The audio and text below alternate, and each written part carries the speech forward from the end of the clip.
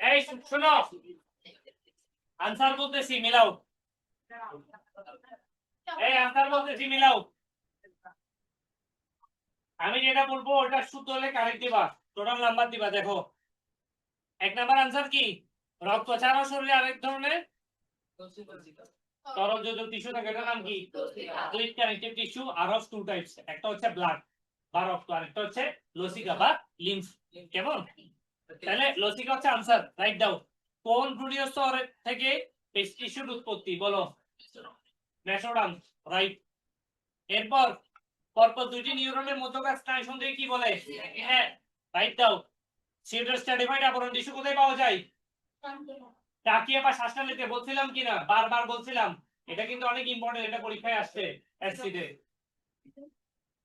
সিউডার stratified টিস্যুর নাম কি? সরি, এটার উদাহরণ কি? টাকিয়া। বৃক্কের সংগ্রাহক নালিকা কোথায় পাওয়া যায়? মানে কোন ধরনের আবরণ টিস্যু পাওয়া যায়? কলামনার না কিউবয়েডাল? কলামনার।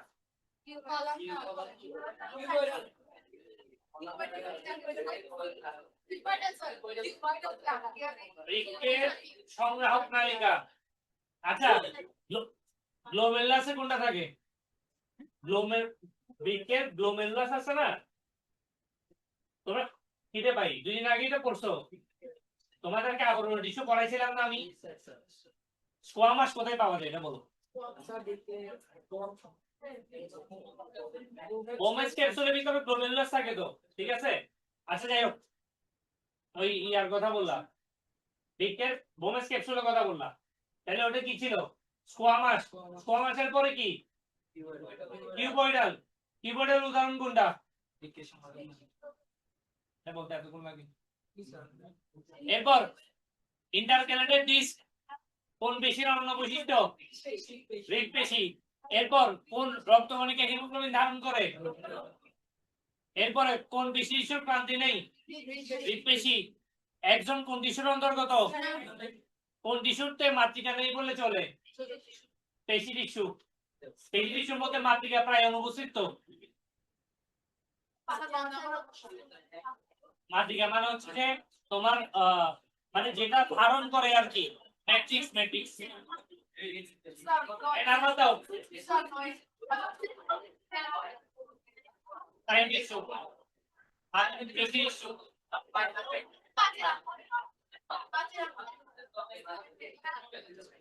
কিউবয়েডাল।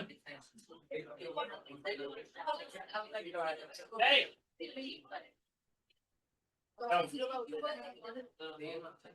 খাতা দিয়ে দাও, খাতা দিয়ে দাও।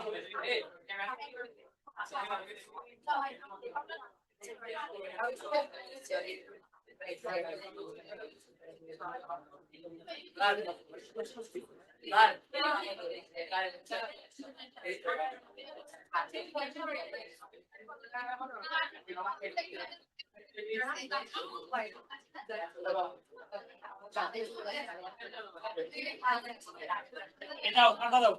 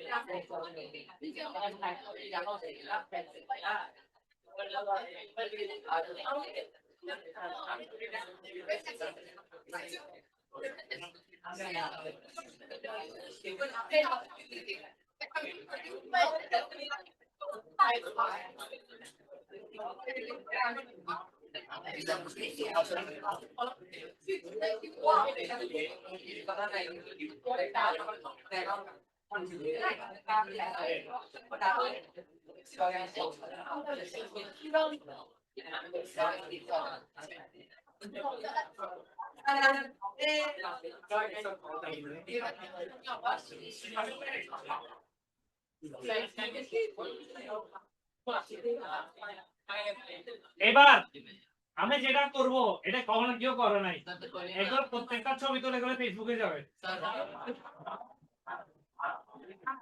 তোমাদের মান সম্মান কোনোটাই বাকি রাখবো না। এই কারণে স্কুলের নামও নিছি, এই কারণে কি নাম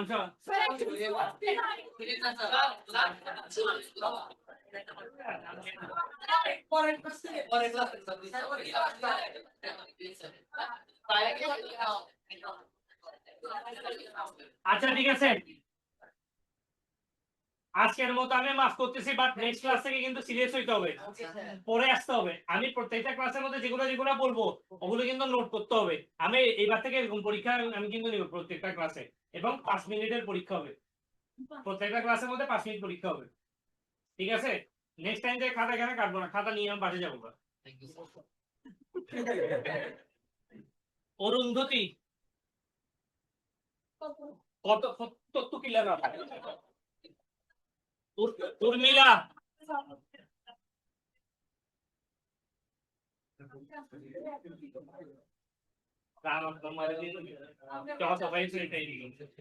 সানিয়াত সানিয়াত সানিয়াত ছেলের নাম না, এই সানিয়াত এটা ছাত্রলীগের ইয়া ছিল, বলা ছিল। নীলশঙ্কর পড়াশোনা করে না, মেরে লাল শঙ্কর বানাই দিব। অনিন্দিতা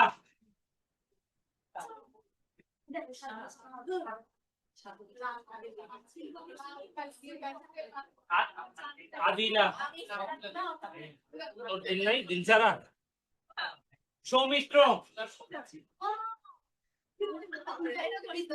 শ্রমিক শ্রমিক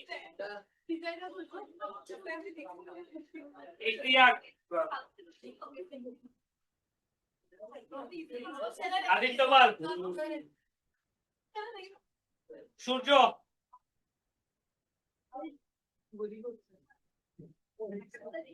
সাত্বিক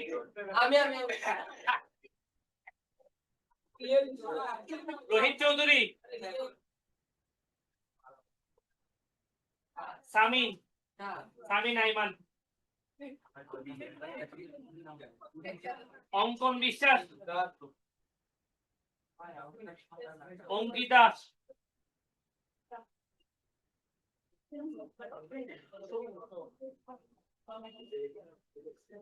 রাদিয়া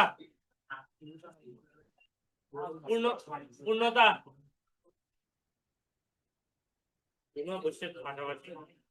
প্রাপ্তি প্রাপ্তি প্রাপ্তির প্রাপ্ত নম্বরটা বলবো সবাইকে। আচ্ছা ভেরি গুড। অপূর্ব কৃষ্ণ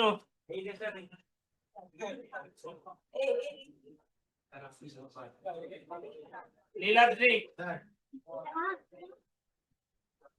অপর্ণা অপর্ণা কোথায় আছে?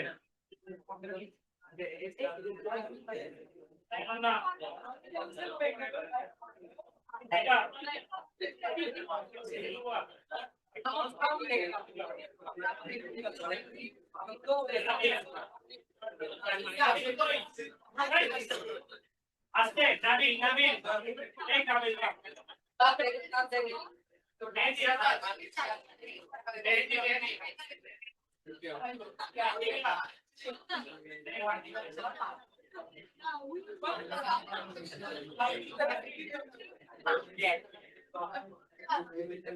Umaira.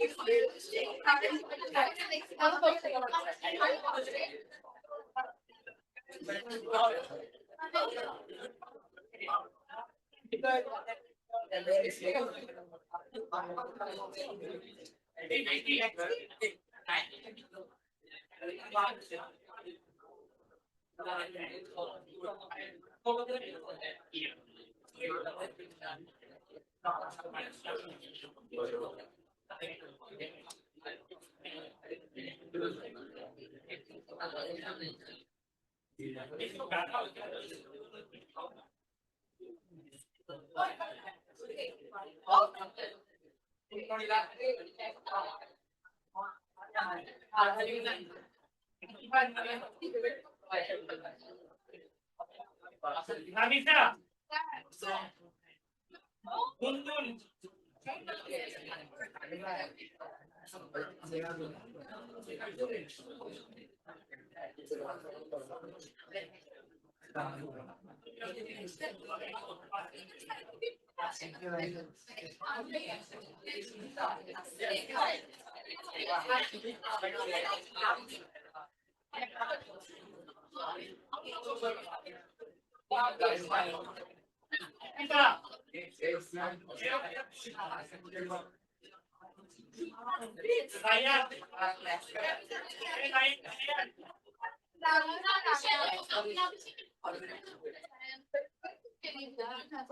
অভিরাজ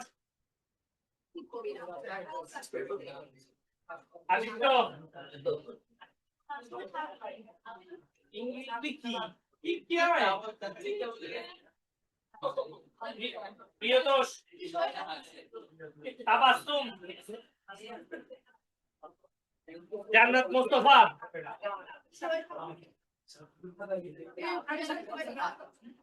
আদর শর্মা আদর আদর আদর ভাই বসো অফিসে বলা আদর আদর জোনায়েত সামিন সামিন আদর ভাই আমার কোটাতে কষ্ট আছে আর ওকে ছেড়ে মানে একটা কথা হবে কলাম আদর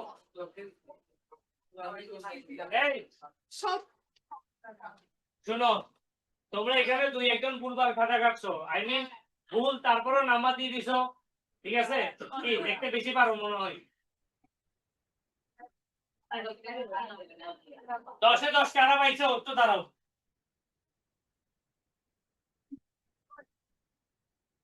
কেউ 10-এ 10 পাও না যে আমি খুবই বাজে প্রশ্ন করছি না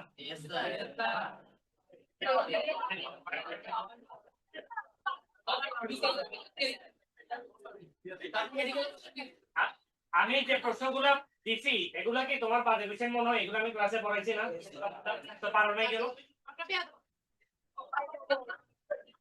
10-এ 9 11 পাইছো 9 11 পাইছো একটু দাঁড়াও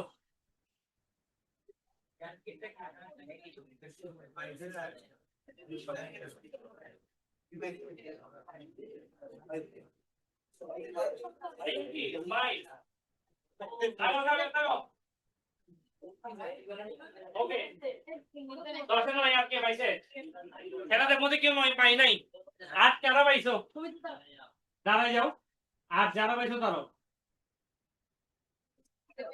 ভাইয়া জি ইসমাইল তোমাদের এবার অবস্থা তুমি দেখো প্রথম কথা হচ্ছে 10-এ 10 কেবি পাই তার মানে আমি এত বাজে পড়াই যে আমার ক্লাসের মধ্যে কেউ মনোযোগ রাখে না দ্বিতীয়ত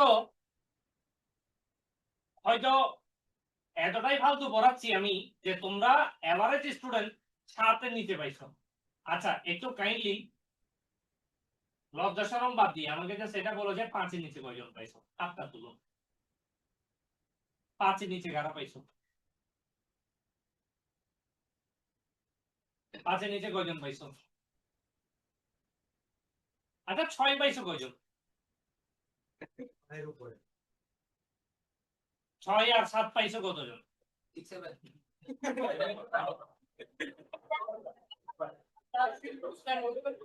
ঠিক আছে,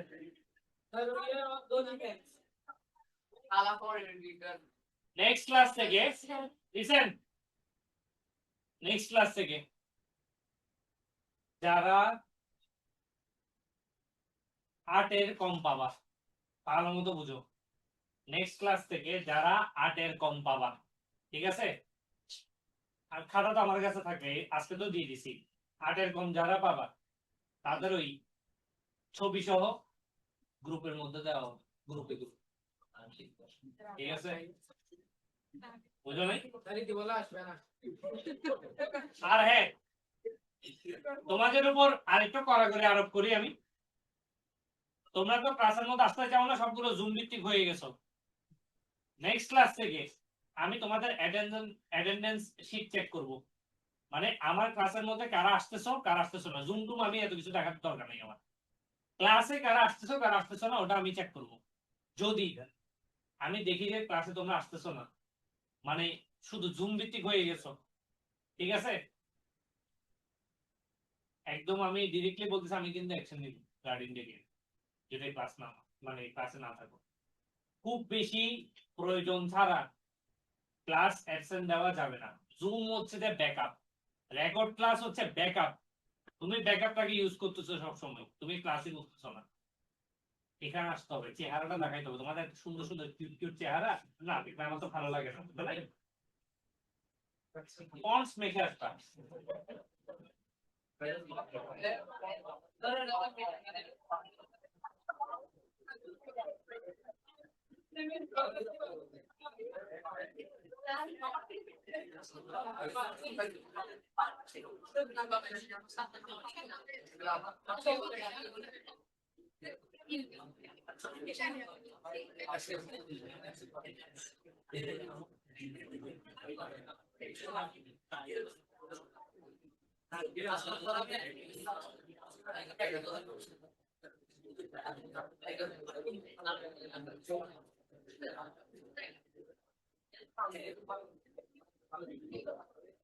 কথা শোনো,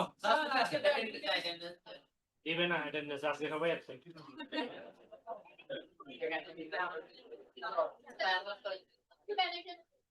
তোমাদেরকে আগামী 15-20 মিনিট যতটুকু পড়াবো একটু মনোযোগ দিয়ে ক্লাসের মধ্যে কোনো কথা না বলে আমাকে বাধ্য করবে না চিল্লাচিল্লি করতে, কারণ তোমরা যদি চিল্লাচিল্লি করো ইন দ্যাট কেস তোমাদেরকে মারার জন্য আমি হিউম্যান বডি সবচেয়ে বড় হাত, দিস ইজ কল্ড লিভার, মানব দেহের সবচেয়ে বড় হাড্ডি।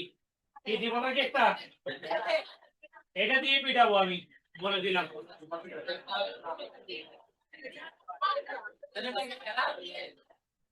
ক্লাস শেষে সবাইকে আমি বোঝ দেখাবো, কিন্তু তার জন্য ক্লাসে অ্যাটেন্ডেন্স থাকতে হবে, ঠিক আছে? এখানে আমি যেগুলো দেখাবো এগুলো 100তে 100 100% রিয়েল, এখানে কোনো ফেক নাই। এটা রিয়েল হিউম্যান বডি স্কেলেটন।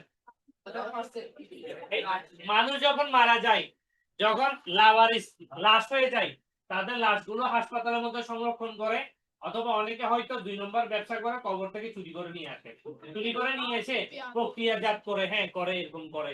এটা কার লাশ কিন্তু আমি জানি না। শোনো, ধর্মীয় দৃষ্টিকোণ থেকে তুমি যদি হিসাব করো, ঠিক আছে, তাহলে তো এই বডি তুমি এগুলো তো পাবাই না। এগুলো যদি না পাও তাহলে তুমি পড়বা কোত্থেকে? আমাদেরকে কাগজে কলমে হাতে কলমে পড়তে হয়, পড়ার জন্য জিনিসটাকে ধরতে হয়, ফিল করতে হয়, বুঝতে হয়, এটা দেখতে এরকম। এখন তুমি যদি তুমি যদি প্র্যাকটিক্যালি না দেখো, ঠিক আছে, শোনো, আমি যদি তোমাদেরকে জবা ফুল না দেখাই প্লাস্টিকের জবা আনি, তোমরা জীবনও ফুল ডাইসেকশন পারবা না। প্র্যাকটিক্যাল ইজ প্র্যাকটিক্যাল, ঠিক আছে? এখন এই জিনিসগুলো আমাদের সান্নিধ্যের মধ্যে আছে, ঠিক আছে, সাধ্যের মধ্যে আছে, হ্যাঁ, সেগুলোকে আমরা কেন দেখাবো না? এগুলো তো সব জায়গায় অ্যাভেলেবল, এবং এটা ভ্যালিড, এমন না যে আমাকে পুলিশে ধরবে, বিকজ আমার একটা আইডেন্টিটি আছে, বুঝো নাই? আছে, শোনো, ক্লাসে ফিরতেছি। আগের ক্লাসে এই মেয়ে দেখো, তুমি ক্লাসের মঙ্গল চাও,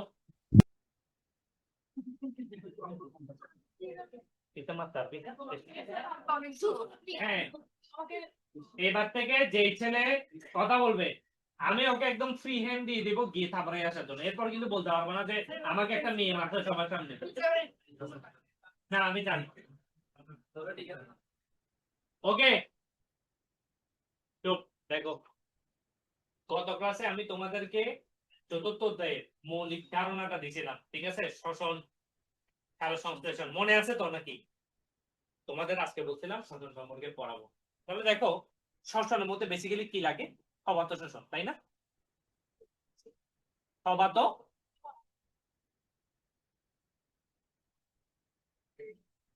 আচ্ছা, অবাত শ্বসন বেসিক্যালি এই দেখো, মনোযোগ দিলে কিন্তু 15 মিনিটের মধ্যে পুরো শ্বসন করানো সম্ভব, যদি মনোযোগ দাও। মনোযোগ না দিলে সম্ভব না। শ্বসনের মধ্যে দুইটা টাইপ, একটা সবাত একটা অবাত। সবাত কথাটার মানে হচ্ছে যে যেই শ্বসন প্রক্রিয়ায় অক্সিজেনটা ম্যান্ডেটরি। তাহলে দেখো, এই যে আমরা বসে আছি, আমরা যে শ্বাস নিচ্ছি এটা যাচ্ছে কোথায়? যাচ্ছে ফুসফুসে। ফুসফুসে গিয়ে রক্তের সাথে মিশতেছে, কথাটা ভালো মতো বুঝো। মিশে এটা হিমোগ্লোবিন হয়ে, মানে হিমোগ্লোবিনের সাথে যুক্ত হয়ে বিভিন্ন টিস্যুতে যাচ্ছে। তো টিস্যুতে যাচ্ছে মানে কি? টিস্যুর মধ্যে অনেকগুলো কি কোষ আছে না, অনেকগুলো কোষ মিলিত টিস্যু। তাহলে টিস্যুতে যাওয়ার পরে মানে কোষে যাওয়ার পর কোষের ভিতরে কি আছে? ওটা তো আছে। কোষের মধ্যে শর্করা সঞ্চিত আছে না, শক্তি।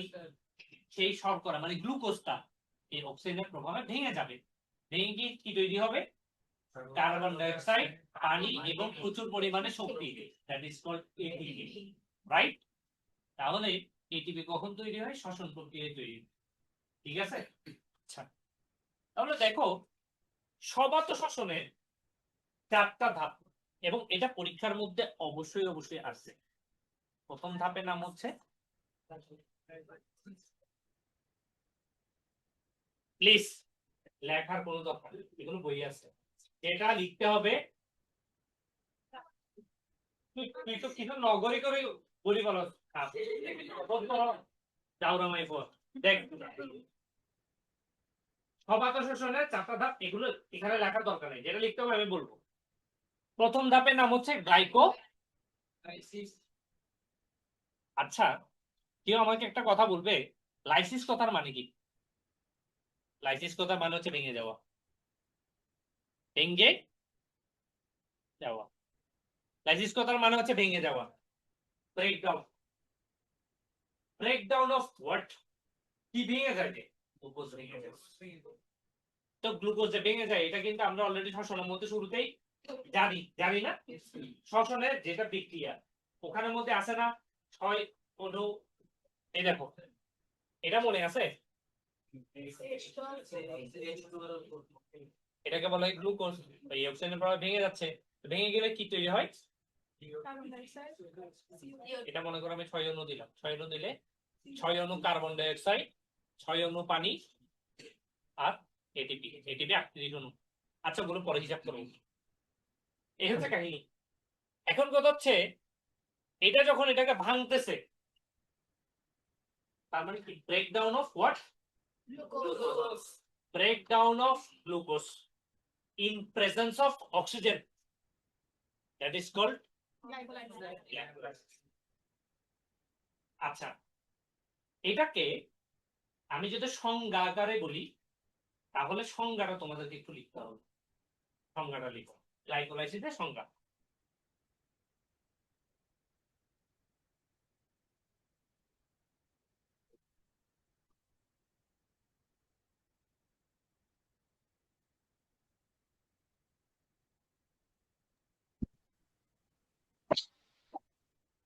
কেন হাসতেছো?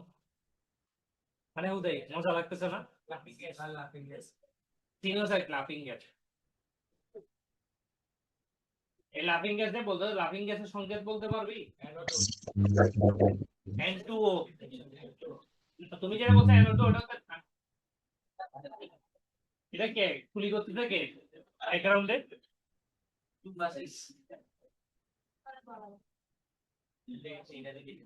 ভাই নিকোলাস জ্যাকসন এটাকে এই ব্যাকগ্রাউন্ডে কেন কুলি করতেছে? আচ্ছা দেখো, আচ্ছা যাই হোক, এই যে গ্লাইকোলাইসিস এটার সংজ্ঞাটা হচ্ছে যে প্রক্রিয়ায়